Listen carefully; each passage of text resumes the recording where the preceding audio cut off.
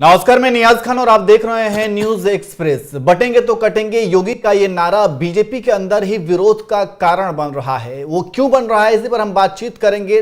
लेकिन उससे पहले हम आपको बता दें कि सबसे पहले तो महायुति के अजीत पवार ने, जो महायुति के हिस्सा हैं, एनसीपी के नेता हैं, उन्होंने सबसे पहले ये कहा था कि झारखंड और यूपी में ही बटेंगे तो कटेंगे चलता होगा, यहां महाराष्ट्र में नहीं चलेगा। इसके बाद अब जो है इस नारे को लेकर के अशोक चौहान, जो बीजेपी के नेता हैं, पहले कांग्रेस के थे लेकिन बाद में ये बीजेपी में शामिल हो गए, और पंकजा मुंडे ने भी इस नारे का विरोध किया है। और अब इसके बाद यही चर्चा तेज हो गई है कि क्या योगी आदित्यनाथ के इस नारे का विरोध अब बीजेपी के अंदर भी हो रहा है। तो इसी पर हम बातचीत करेंगे। हमारे साथ हमारे सहयोगी वरिष्ठ पत्रकार अमीन जी मौजूद हैं। अमीन जी, जिस तरीके से ये पूरे चुनाव में अब जो है योगी के नारे के खिलाफ ही एक तरीके से बीजेपी के अंदर जो है गुट बनना शुरू हो गया है, और वो बटेंगे तो कटेंगे नारे को सीधे ही सिरे से खारिज कर रहे हैं। वो ये कह रहे हैं कि इस नारे पे चुनाव नहीं होना चाहिए, बल्कि मुद्दा जो हो वो विकास का होना चाहिए। इनमें अशोक चौहान शामिल हैं, इनमें पंकजा मुंडे ने भी बोला, अजीत पवार ने पहले बोला था। तो क्या आपको ये लगता है कि ये जो है कहीं ना कहीं योगी आदित्यनाथ का नारा अब बीजेपी में विरोध का कारण बन रहा है? हाँ, आपका सवाल सही है, लेकिन मैं सोच रहा था कि इसकी शुरुआत जो है दर्शकों से मैं एक पीछे के उदाहरण से करूं। एक इतिहास का प्रसंग है जिससे मैं सोच रहा था करूं। 1857 की क्रांति को कहा जाता है, कई इतिहासकार इस बात को कहते हैं कि ये स्वार्थ की लड़ाई थी। इस लड़ाई में कई ऐसे लोग अंग्रेजों के खिलाफ थे जिनका जो है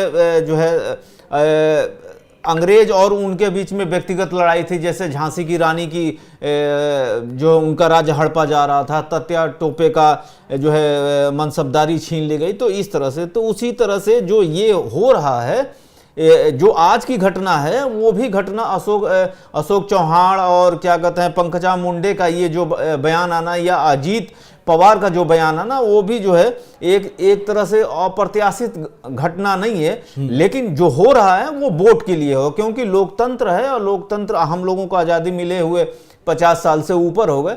तो यहाँ पर सियासत में जो है वही सबसे ज्यादा ताकतवर है, जिसके पास सबसे ज्यादा विधायक हैं, सबसे ज्यादा सांसद हैं। तो सिंपल सी बात है। और बीजेपी की जो पैदाइश हुई है, या जो आरएसएस 1925 से करते आ रहा है, उसका मूल में एक ही चीज है, वो है मुसलमान। सिंपल सी बात है, उसको समझने की जरूरत नहीं।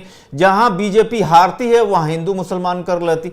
जैसे ये है कि जब भी अंग्रेज जो है, इंग्लैंड वाले जब हारते हैं कहीं फुटबॉल के मैच में और जर्मनी से हार जाते हैं, तो वो जो है द्वितीय विश्व युद्ध का वो गाना करने लगते हैं, जिससे जर्मनी वाले थोड़ा सा परेशान होते हैं, और जर्मनी और क्या इंग्लैंड के बीच में जो मैच। लेकिन चलिए, ठीक है अमीन जी, लेकिन एक सवाल कि यहाँ पे मान लीजिए अजीत पवार को लेकर के आप ये कह सकते हैं कि वो एनसीपी के नेता हैं और महायुति में वो शामिल हुए हैं, और उनकी एक छवि एक सेक्युलर नेता की रही है, मुसलमान वोट बैंक है उनका, इसलिए शायद वो ये कह रहे होंगे कि ये यूपी और झारखंड में चलता होगा, बटेंगे तो कटेंगे, महाराष्ट्र में ये नहीं चलेगा।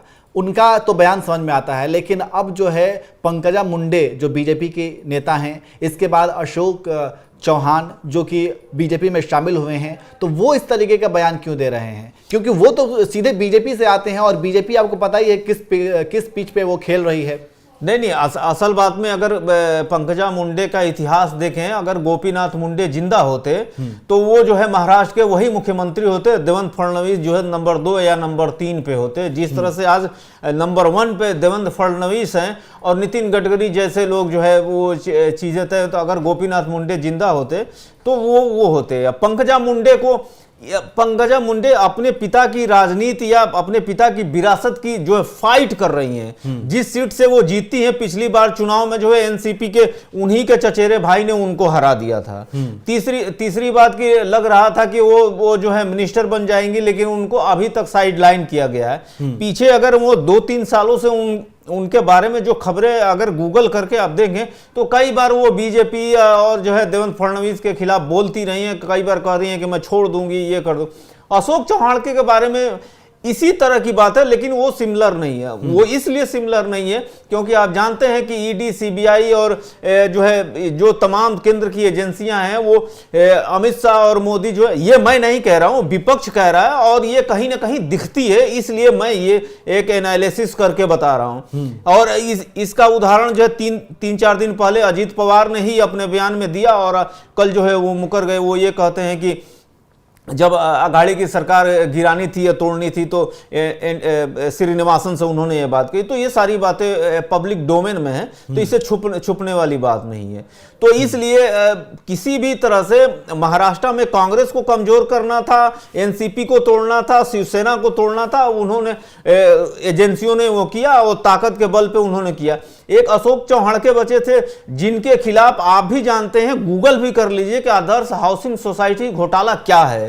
और बीजेपी वॉशिंग मशीन है, सारे अपराधी और क्या कहते हैं भ्रष्टाचारी आते हैं चले जाते हैं। यही अजीत पवार हैं जिनके साथ सरकार में वो 5,000 करोड़ के बारे में अमित शाह और क्या क्या। तो वो सिंपल सी बात है। तो लेकिन ये घुटन महसूस कर रहे हैं। अशोक चौहान के बारे में राहुल गांधी ने ये बात स्पष्ट शब्दों में कही थी कि किसी ने शायद अशोक चौहान का उन्होंने नाम नहीं लिया था, लेकिन ये बात कही थी कि कहा जा रहा है कि मैं मजबूर हूं लेकिन मैं कांग्रेस नहीं छोड़ता, लेकिन मैं जेल जाने से डरता हूं। उन्होंने इसी तरफ इशारा किया था। कई लोगों ने यह बात की, उन्होंने नाम नहीं लिया। तो वो नाम जो पत्रकारों ने बोला, जो राजनीतिक विश्लेषकों ने बोला, वो अशोक चौहान। और अभी 3-4 महीने पहले इंडियन एक्सप्रेस और कहीं मैं पढ़ा था, उसमें यह था कि जो है अशोक चौहान के साइडलाइन है, उनकी कहीं नाम आ रहा है ना कुछ हो रहा है और वो जो है घुटन महसूस कर रहा है। तो जैसे आप घबराते हैं या घुटन महसूस करते हैं तो आपका दिमाग जब चीजों को एक तरह से एलाबरेट नहीं कर पाते तो आप अपनी जुबान से वही बात कहते हैं जो आपके दिल में हो। अशोक चौहान के दिग्गज कांग्रेसी नेता शंकर चौहान के बेटे हैं, उनके विरासत में मिली हुई राजनीति है, ये मुख्यमंत्री रह चुके हैं।